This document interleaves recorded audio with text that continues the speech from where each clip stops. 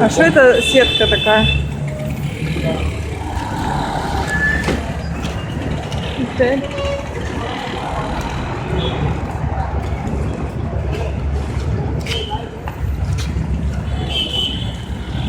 Идем в город.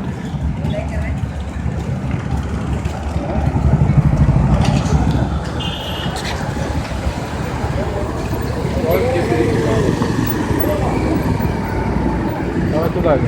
Да? Аккуратно.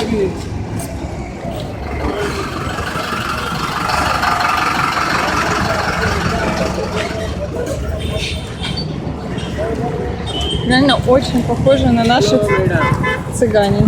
Да? Очень, Нет? да. Внешне. Так это и есть цыгане. Это же выходцы. Цыгане, выходцы из Индии.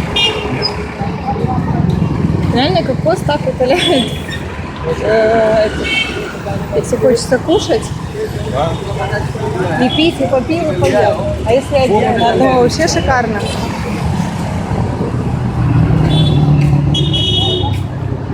Ну так, когда каждый день приезжаешь на базар, уже поднимается настроение. Эмоции охереть. Можно единственное, что в следующий раз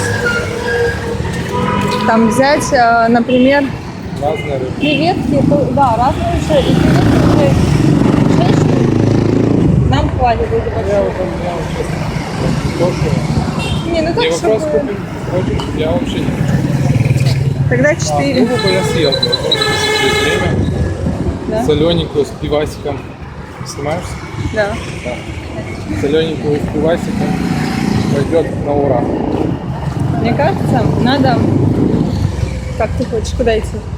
Да или туда? Коль, паста Гоя. Паста гомна.